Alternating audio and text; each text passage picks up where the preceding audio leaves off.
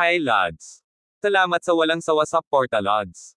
Salamat din sa mga hindi nag-skip ng ads Lods.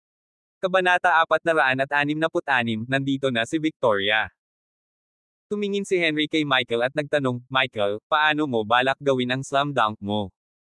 Gusto mo bang tumayo sa ilalim ng basket at tumalon? Hehe, kung ganon, parang hindi mo na kailangan mag-perform. Kaya ko rin gawin ang parehong nakapiring. At kaya ko pang magsagawa ng windmill slam dunk. Para sa mga taong may mahusay na kakayahan sa paglukso, ito ay napakadali para sa kanila, hindi na nila kailangan pang tumingin sa basket. Sabi ni Michael, hindi naman. Gusto kong tumayo ka sa ilalim ng basket. Gusto kong tumalon sa ulo mo. Ano ang sinabi mo? Ang mga salita ay nagpagalit kay Henry. Gusto ni Michael na tumalon sa kanyang ulo.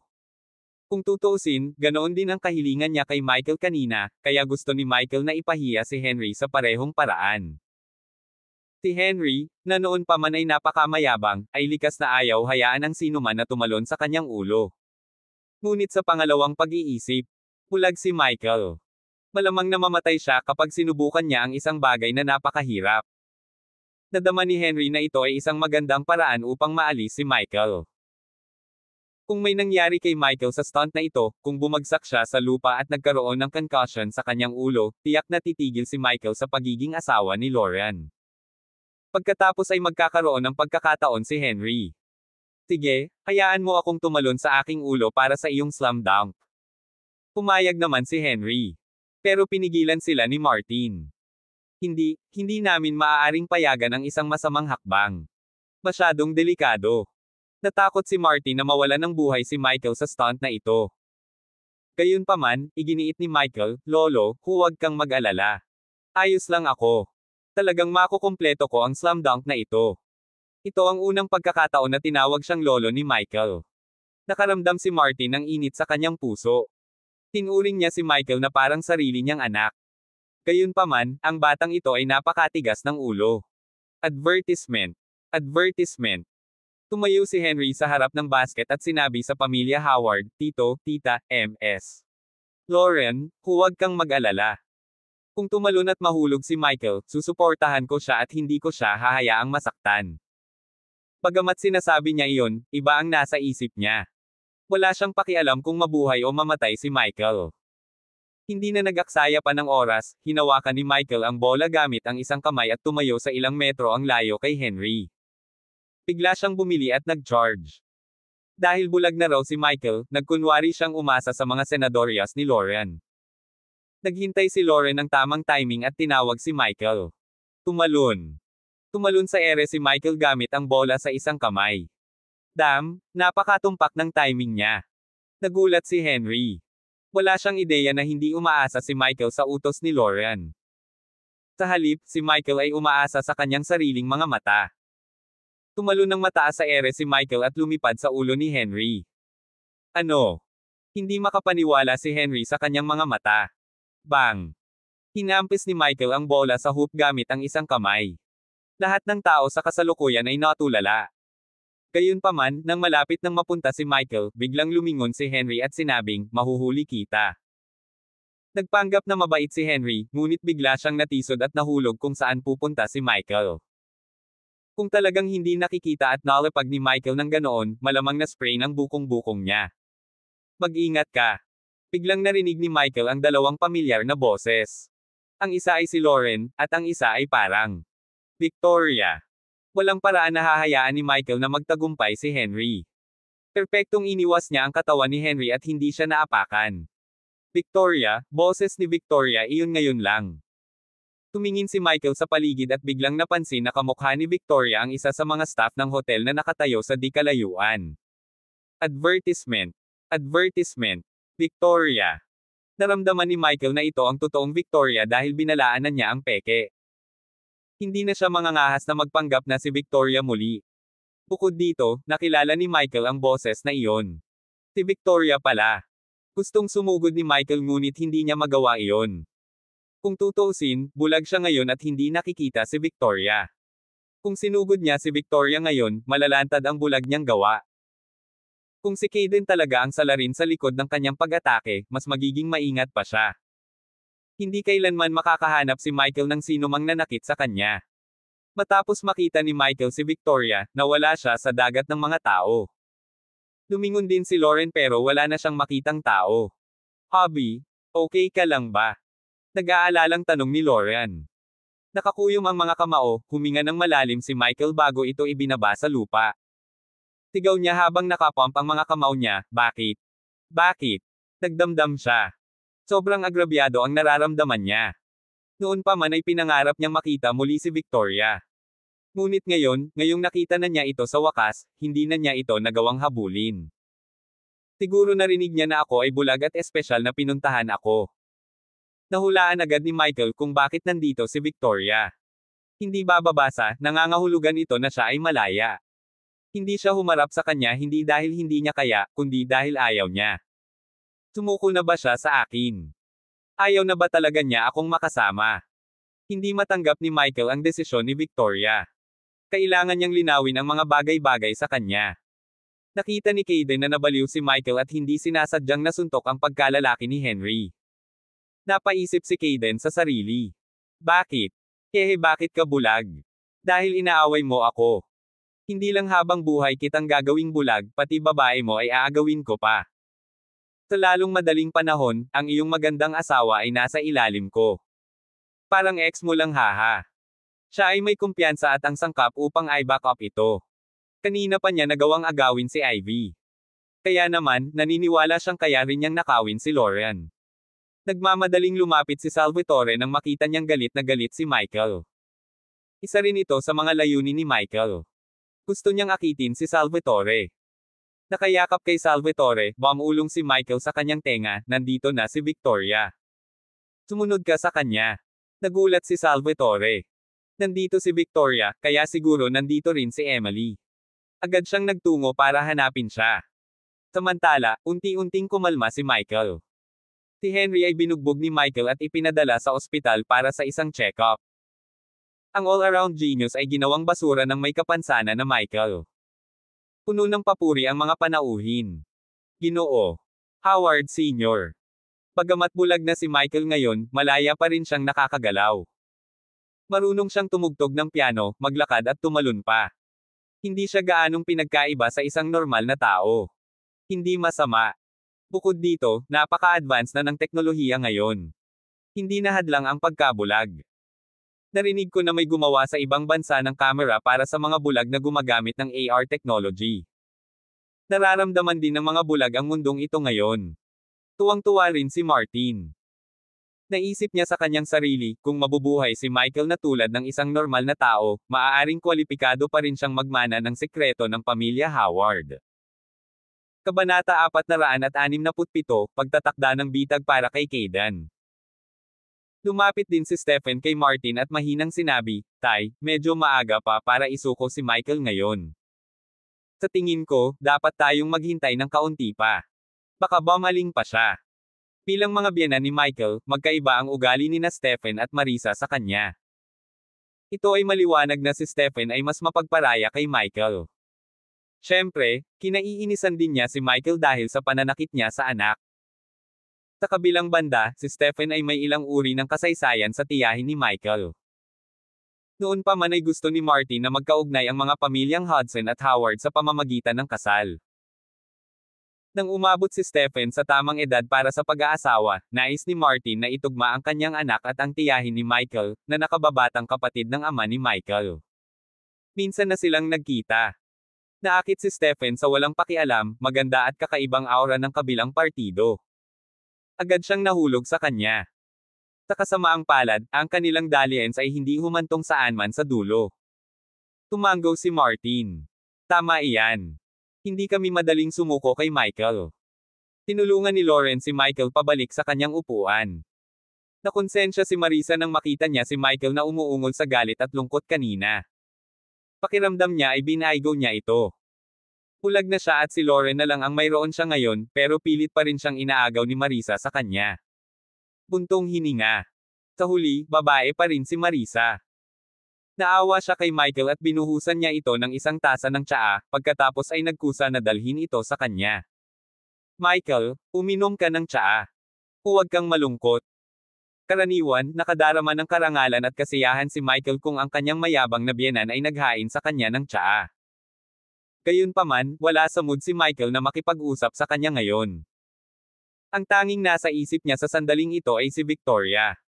Salvatore, kailangan mong abutin si Victoria. Advertisement. Advertisement. Sa sandaling ito, biglang tumikim si Clark Ice. Ahem, Tita Marisa, hindi pa tapos ang performance. Inimbitahan mo ang lahat ng mga young master na ito. Huwag panatilihin ang lahat sa pag-asa. Hayaan mo silang mag-perform. Natigilan si Marisa. Akala niya tapos na ang lahat. Noon lang niya naalala na si Kaden, ang pinakasikat sa grupo, ay hindi pa nagpe-perform. Oo, si Kaden mula sa pamilya Huxley. Binigyan sila ni Kaden ng meteorite na nagkakahalaga ng 10-10 milyon. VIP siya. Nagmamadaling lumapit kay Kaden, niyaya siya ni Marisa. Tumayo si Kaden sa harap ni Martin at sinabing, Mr. Howard Sr. Hindi ako ganoon kaalam o kultura, at wala akong gaanong talento, kaya hindi ako magpe-perform. Ipapahiya ko lang ang sarili ko. Bagamat naghanda si Kaden ng ilang talento, hindi na niya binalak na magtanghal. Tumugtog lang ng piano si Michael at nagsagawa ng Slam Dunk Blind. Anumang kasunod na pagganap ni Kaden ay magiging wala pagkatapos nito. Gayunpaman, nag-aral ako ng disenyo ng arkitektura sa universidad. Sa aking bakanteng oras, nagdisenyo ako ng isang bilya sa kabisera na nakakuha ng mga parangal para sa interior, arkitektura at hardin sa Architecture Master Prize. Nagningning ang mga mata ni Marisa. Wow! Ang Architecture Master Prize ay isang pangunahing pandaigdigang parangal. Ang iyong disenyo ay dapat na napakaganda. Mayroon ka bang anumang mga larawan?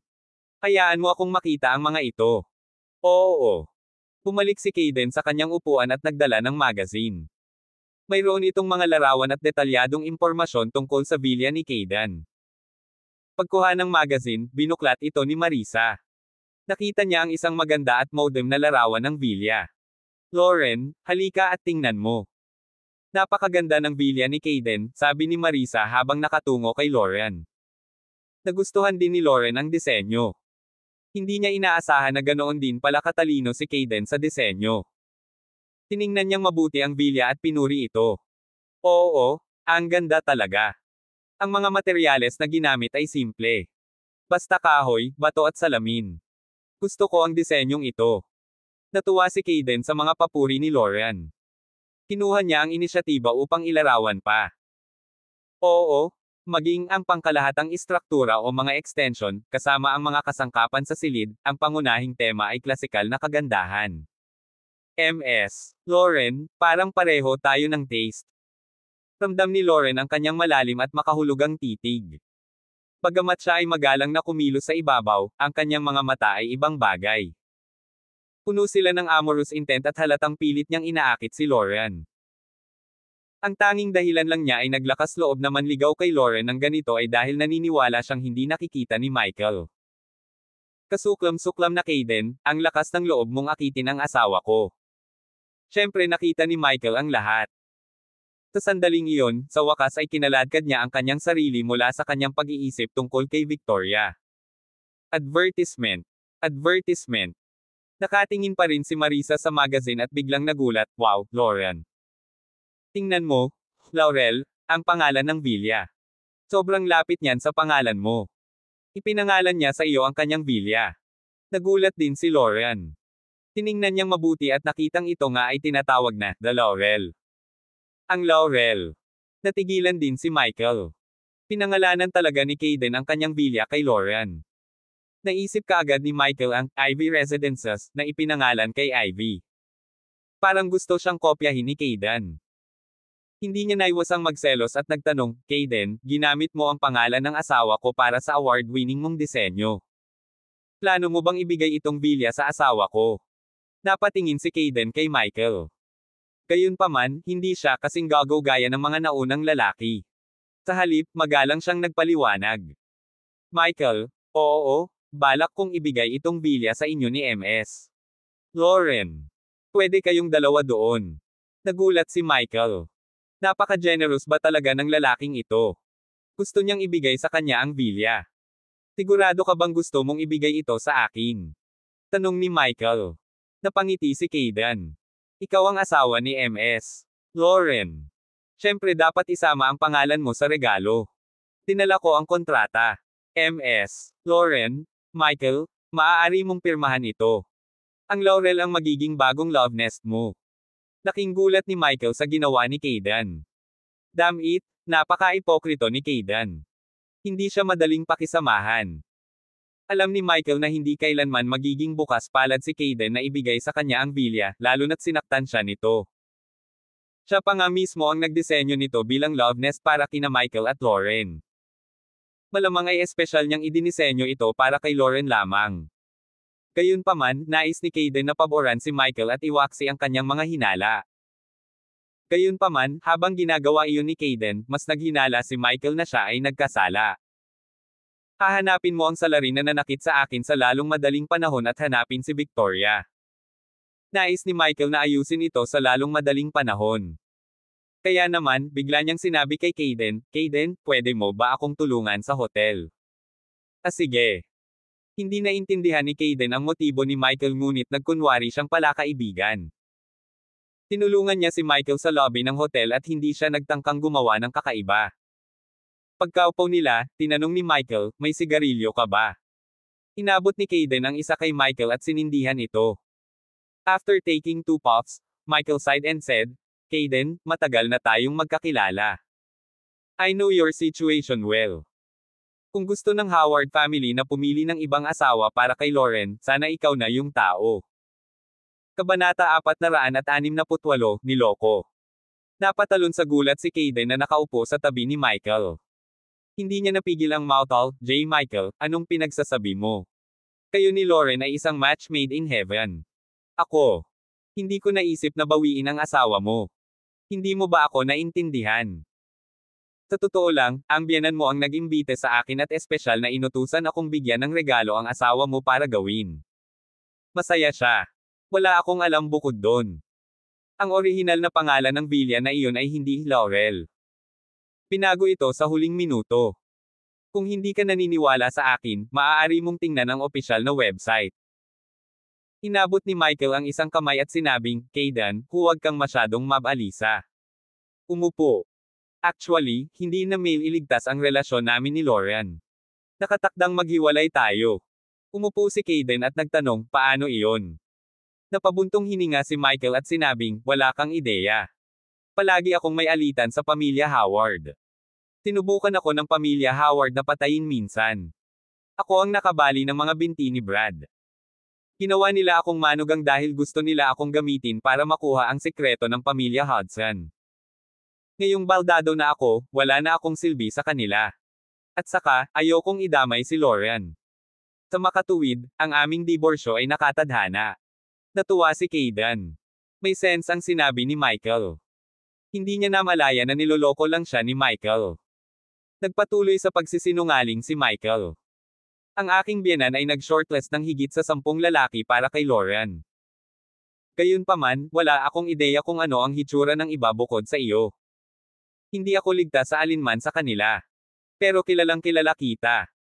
Alam kong hindi ka masama in terms of family background, looks, physique or character. Advertisement. Advertisement. Pinag-asawa ka ni Ivy habang dinadala ang anak ko last year. Sa loob ng 10 buwang iyon, inalagaan mo siya at minahal mo siya na parang isang prinsesa. Kung ako at ang asawa ko ay buntis ng anak ng ibang lalaki, hindi man lang ako mingiti sa kanya, lalo na ang pakikitungo sa kanya ng maayos. Batay lang dito, alam kong tiyak na gagamutin ka. Mabuti si Lauren at ang anak ko kung pakakasalan mo siya. Tinampol ni Kayden ang hita niya sa tuwa matapos purihin ni Michael. Siyempre. Ako ay isang lalaki na mahal ang aking asawa. Never akong nag-flirt sa mga babae. Kung pakakasalan ako ni Lauren, tiyak na ituturing ko siyang prinsesa. Michael, handa ka bang ibigay sa akin ang asawa mo? Sino ang handang ibigay sa iba ang napakagandang asawa? Siyempre, walang paraan na ibibigay ni Michael ang kanyang asawa.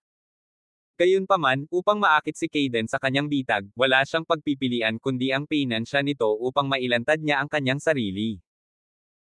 Bagamat may kakayahan si Michael at ang mga lalaki, hindi kailanman aaminin ni Kayden ang kanyang krimen kahit na pinahirapan siya hanggang mamatay. Maaaring isipin ng ilang tao na mas mabuting pumatay ng maling tao kaysa ipagsapalaran na palayain ang tunay na salarin. Gayunpaman, paano kung ang salarin ay hindi isa sa mga nakaraang kaaway ni Michael, tulad ni Kayden, ngunit ibang tao? Sa sandaling makumpirma niya na si Kayden ang may kasalanan, may pagpapatuloy ni Michael ang kanyang buhay ng mapayapa matapos siyang patayin. Sabi ni Michael, "Syempre hindi ko kaya." Pero paano kung hindi ko kaya? Bulag ako. Gusto ko bang pagsilbihan ako ni Lauren ng tuluyan? Alam na alam mo ang pagkatao ko. Ang isang mapagmataas na tao na tulad ko ay hinding-hindi hahatakin si Lauren sa buong buhay niya. Tumanggo si Kayden. Totoong hindi kailanman magiging makasarili si Michael. Sa pag-iisip nito, tuwang-tuwang niyakap ni Kayden si Michael. "Kuya, ikaw na ang dugo kong kapatid simula ngayon.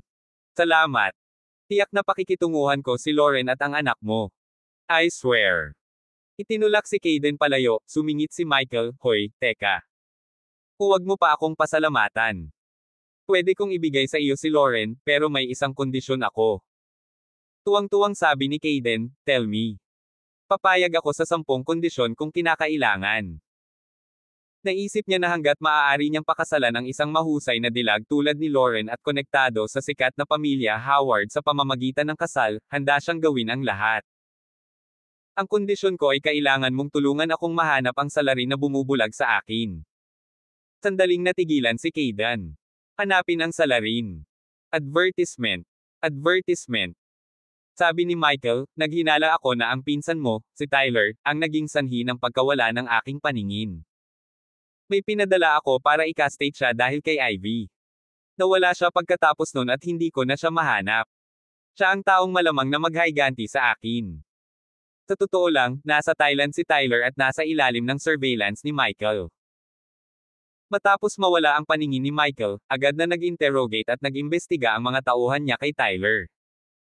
May mga surveillance camera at iba't ibang ebidensya na nagpapatunay sa pagiging inosente ni Tyler. Sa totoo lang, may lihim na motibo si Michael para akusahan si Tyler. Natigilan si Kayden. "Nakapan mo siya." Mula nang maghiwalay sina Kayden at Tyler, hindi na sila nakikipag-ugnayan sa isa't isa. Ito ang unang pagkakataon na narinig ni Kayden ang tungkol sa nangyari kay Tyler.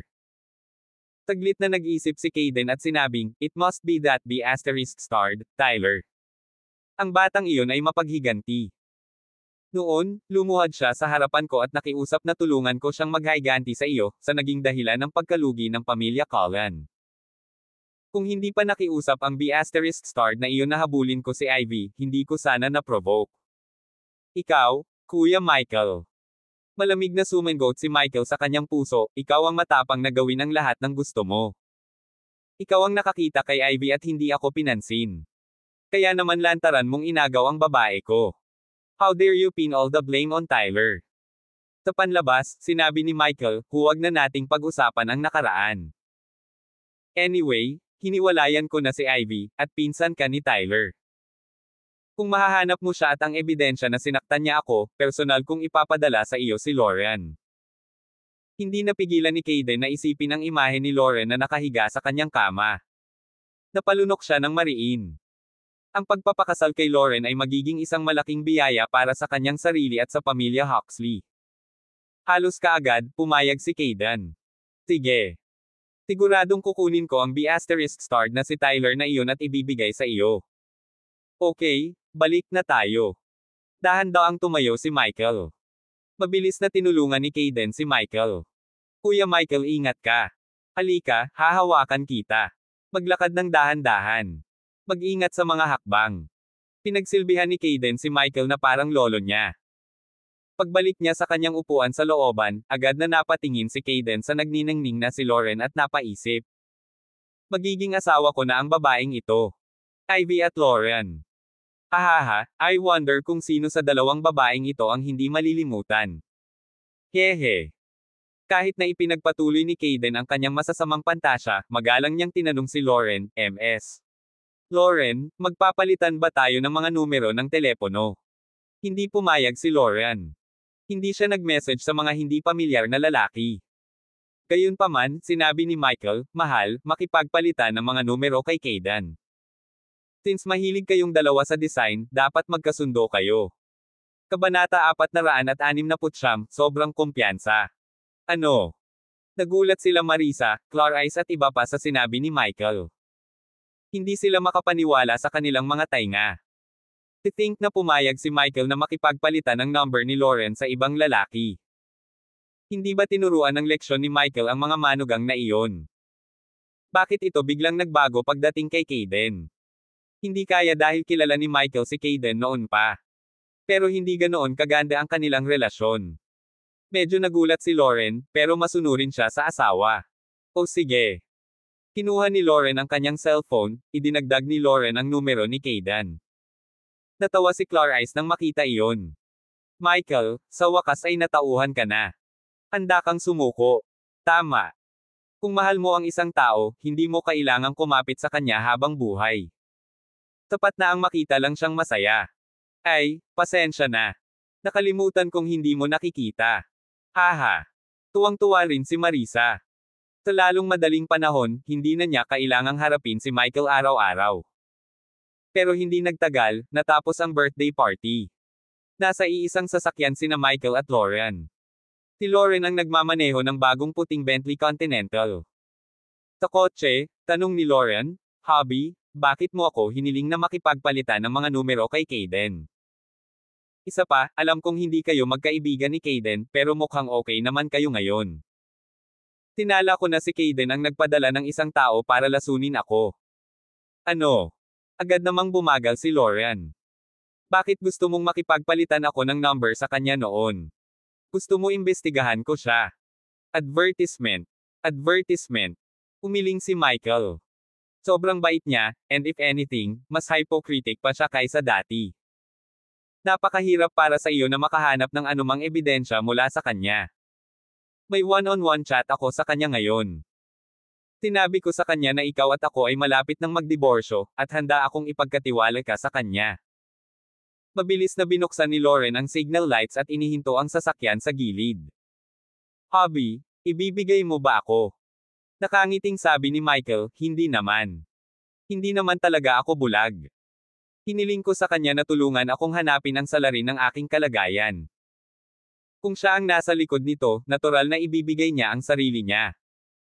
Hinawakan ni Michael ang kamay ni Lauren, don't worry, honey. Hindi ko hahayaang hawakan niya kahit isang hibla ng buhok mo. Sige. Si Lauren ay hindi gustong magkaroon ng anumang bagay kay Kayden. Ipapagamit ko kay Felicia ang aking telepono para makipagpalitan ng mensahe kay Kayden. Hayaan mo siyang magpanggap sa akin. Sige. Samantala, sa parking lot ng hotel, bumalik na si Kayden sa Mercedes-Benz G-Wagon kung saan naghihintay si Shane. Ha ha ha ha. Tawa ng tawa si Kayden nang buksan niya ang pinto ng kotse. Hindi siya makapaniwala kung gaano kaganda ang naging gabi. Si Shane ay nakahiga at nagpapahinga. Nang makita niya ang masayang ekspresyon ni Kayden ay agad siyang napaupo at nagtanong, Kayden, ano ang ikinatutuwa mo? Sabi ni Kayden, Kuya, pumayag na ang brat na iyon, si Michael, na ibigay sa akin si Lauren. Ano? Ibinigay ni Michael ang kanyang asawa sa iyo. Naramdaman ni Shane na may mali. Napangiti si Kayden. Oo, sinabi ng bulag na iyon na ayaw niyang kaladkarin si Lauren habang buhay at nagpaplano siyang makipag-divorce. Hindi siya sigurado tungkol sa iba pang mga kandidato, ngunit kilala niya ako at sa tingin niya ay karapat-dapat ako kay Lauren. Gayunpaman, mayroon siyang isang kondisyon. Hiniling niya sa akin na hulihin si Tyler. Para saan? Curious na tanong ni Shane. Nakangiting nagpatuloy si Kayden, si Michael ay nagpakapon kay Tyler. Kaya hinala ngayon ni Michael na si Tyler ang naging sanhi ng kanyang pagkabulag. Haha, ang tanga. Gayunpaman, maingat na sinabi ni Shane, Kayden, mag-ingat sa isang bitag. Hindi simpleng tao si Michael. Baka siya ang nagpapaayos sa'yo. Sabi ni Kayden, hindi siya. Wala kang alam. Hindi man lang siya gusto ng pamilya Howard. Ang kanyang biyenan ay nagsagawa ng pampublikong pagpili para sa isang bagong manugang sa harap niya mismo. Hindi niya sineseryoso si Michael. Halatang halata na maghihiwalay sina Michael at Lauren. Bukod dito, pinaghihinalaan iyon ni Michael. Si Tyler ang may kasalanan. Hanggat makukumbansi ko si Tyler na sisihin, hinding-hindi ako paghihinalaan ni Michael. Hindi ba iyon ang pinakamagandang kinalabasan? Nag-isip sandali si Shane at tumango. Ito ay isang magandang bagay kung iyon ang kaso. Tinapik ni Kaden ang balikat ni Shane at sinabing, "Haha, kuya, huwag kang mag-alala. Walang magiging problema sa pagkakataong ito. Pagkatapos kong ayusin ang bagay na ito, papakasalan ko si Lauren at magbibigay ng karangalan sa aming pamilya." Advertisement. Advertisement. Ganun din, umaasa rin si Shane na magiging hipag niya si Lauren. Sige, ihahatid na kita sa airport. Pumunta sa Orlando para hanapin si Tita Rosie. Malalaman niya kung nasaan si Tyler. With that, inapakan ni Shane ang accelerator at nagmaneho patungo sa airport.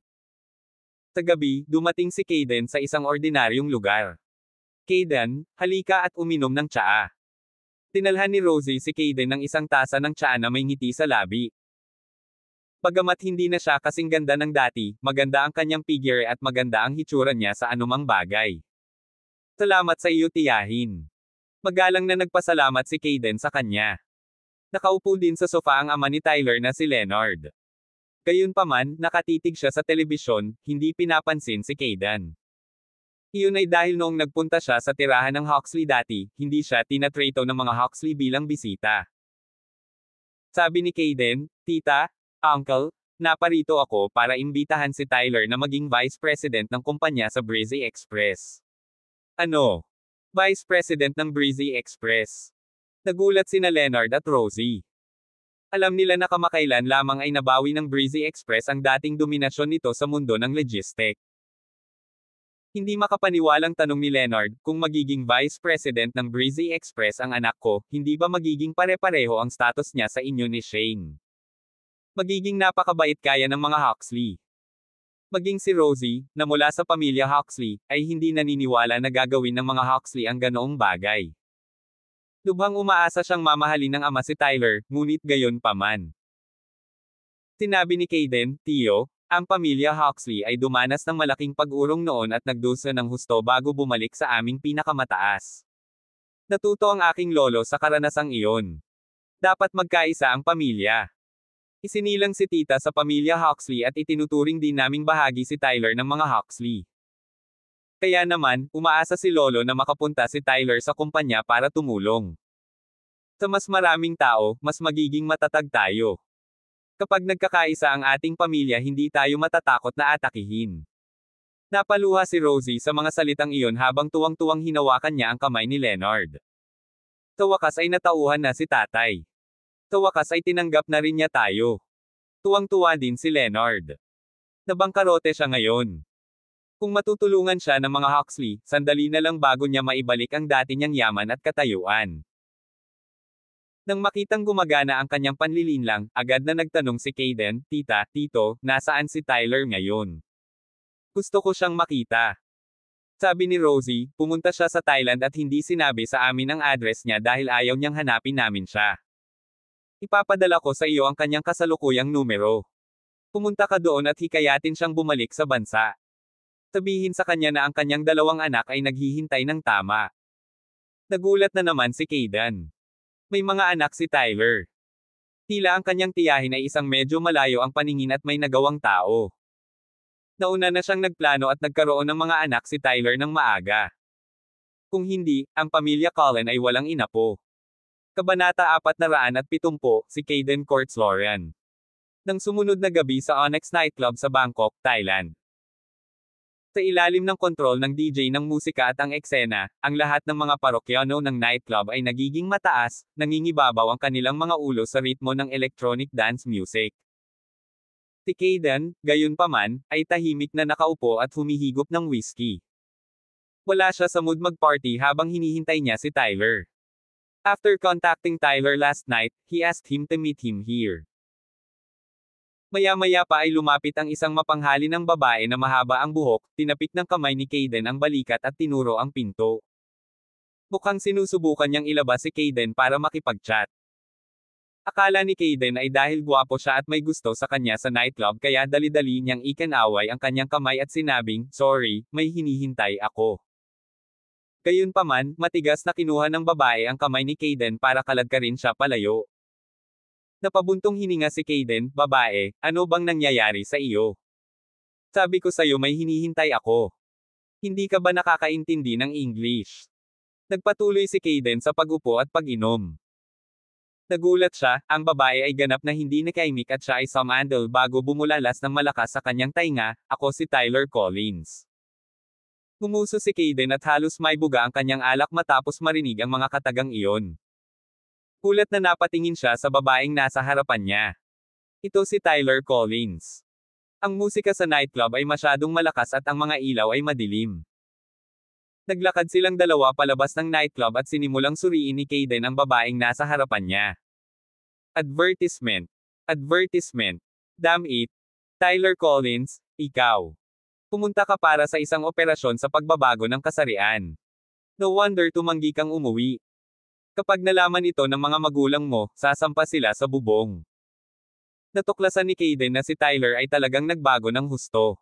Siya ay naging mas payat at patas. Hindi lang iyon, nagkaroon din siya ng cosmetic surgery sa kanyang mukha. Mula sa malayo, mukha siyang bona fide sexy bombshell. Sabi ni Kayden, nabalitaan ko na ang nangyari sa iyo. Ang bastos na si Michael Hudson na iyon ay talagang gumawa ng napakalupit na galaw sa iyo. Huwag kang mag-alala, ipaghihiganti talaga kita. Inilabas ni Tyler ang isang kahon ng sigarilyo ng babae mula sa kanyang Chanel bag at humahit ng isa. Aniya, huwag mo nang balikan ang nakaraan. Hindi natin kayang guluhin si Michael Hudson. At saka, sa tingin ko medyo masarap maging babae. Hindi nakaimik si Kayden. Mukhang nasiyahan si Tyler sa status quo. Nga pala, anong pinunta mo dito para hanapin ako? Tanong ni Tyler habang bumubuga ng smoke ring. Tanong ni Kayden, alam mo bang nabulag si Michael Hudson? Nagkunwaring gulat na tanong ni Tyler, bulag. Hindi, sino ang may kasalanan? Sagot ni Kayden, naghinala si Michael Hudson na ikaw ang nagdroga sa kanya. Parang inosente agad si Tyler. Oh God, hindi ko siya sinaktan. Babae na ako ngayon at wala akong kakayahan na makipagdeal sa isang saya na tulad niya. Tinapik-tapik si Tyler sa kanyang balikat, sinabi ni Kayden, alam kong hindi ikaw ang may kasalanan ngunit sana ay tanggapin mo ang rap para dito. Naiinis na itinulak ni Tyler ang kamay ni Kayden. Bakit ko paaariin ang isang bagay na hindi ko naman ginawa? Sabi ni Kayden, magiging tapat ako sa iyo. Si Michael ay may asawang si Lauren Howard ngayon at siya ang tagapagmana ng isang sikat na pamilya sa DC. Ang ganda niya rin talaga. Matapos mabulag si Michael, nagpasya siyang hiwalayan si Lauren. Nangako siyang hahayaan akong makuha siya kapag tinulungan ko siyang mahanap ang salarin. Tyler, kung handa kang tulungan ako niyan, hahayaan kong bumalik ang tatay mo sa kanyang kapanahunan at tutulungan ko pa siyang makamit ang higit na karangalan kaysa sa ginawa niya sa pamamagitan ng paggawa sa kanya bilang pinakamayamang tao sa Orlando. At ituturing ko rin ang anak mo bilang sarili ko. Bibigyan ko pa sila ng ilang shares ng Breezy Express. Ano sa tingin mo? Sa halip na mahiyain, sinabi ni Tyler, ngunit ang problema ay hindi ko ito ginawa. Kahit aminin ko, hindi ako maniniwala ni Michael. Ngumiti si Kayden at sinabing, rest assured, isasama ko ang waitress na nag-spike ng inumin ni Michael noong araw na iyon. Pagdating ng panahon, kailangan mo lang sabihin na ikaw ang nag-udyok sa kanya na gawin ito. Ako ay magsusumamo para sa iyong awa. Sa karamihan, bugbugin ka niya at wala nang iba pa. Natarante si Tyler. Bakit mo kilala ang waitress na nag-spike ng inumin ni Michael? Ikaw ba ang nasa likod nito? Advertisement. Advertisement. Naisip ni Kayden sa kanyang sarili na walang masamang ipaalam kay Tyler ang katotohanan dahil galit si Tyler kay Michael gaya ng ginawa niya. Tama, nagpadala ako ng gamot sa kanya. Ang hayop na Michael na iyon ay pinagkaaitan sa iyo at sa akin ng kakayahang maging tunay na lalaki. Ang pagkalason sa kanya para mabulag siya ay itinuturing na isang magaang parusa. Napabuntong hininga si Tyler. Sa kabila ng kagustuhang maghayganti kay Michael, alam niyang walang magandang ay dudulot muli sa pakikipag-usap kay Michael. Alam din niyang patay na karne ang pinsan niya. Nagkasundo ang dalawa na bumalik sa DC para makitang magkasama si Michael kinaumagahan, at nang gabing iyon, bumalik si Kayden sa Amana Hotel sa Bangkok. Ang pag-iisip na opisyal na niyang ligawan si Lauren pagkatapos niyang tapusin ang gawaing ibinigay sa kanya ni Michael bukas ay talagang nasasabik siya. Pinuksan muli ni Kayden ang text message chat box kay Lauren. Tinadya niyang iset ang litrato ni Lauren bilang background ng chat at sa tuwing makikita niya ang napakarilag nitong mukha sa larawan, sisubog ang puso niya sa excitement at saya. Sa totoo lang, naramdaman niya na magkaparehas sina Ivy at Lauren sa kagandahan ngunit hindi pa siya binigyan ni Ivy ng ganoong kalaking epekto noon. Ang dahilan ay ang pamilya ni Lauren ay mas mayaman kaysa kay Ivy at isang antas na superior sa mga Huxley. Sa puntong ito lamang, ang kagandahan ni Lauren ay higit na mataas kaysa kay Ivy. Tulad ng pag-ibig ng karamihan sa mga babae sa mga mayayamang tao, ang mga lalaki din, ay nagmamahal sa mga babaeng mayayamang hindi matamo at may higit na mataas na pinagmulan ng pamilya. Dahan daw ang nag-type ng text message si Kayden at ipinadala ito kay Lauren. Lauren, nahanap ko na ang salarin na nilaso ng asawa mo. Ang bastos nitong si Tyler. Nahuli ko na siya at dadalhin ko siya sa DC bukas para madil siya ni Michael. Mabilis na sumagot si Lauren, nakakamangha, salamat. Kung tutuusin, hindi si Lauren ang nag-reply sa text kundi ang maid niyang si Felicia.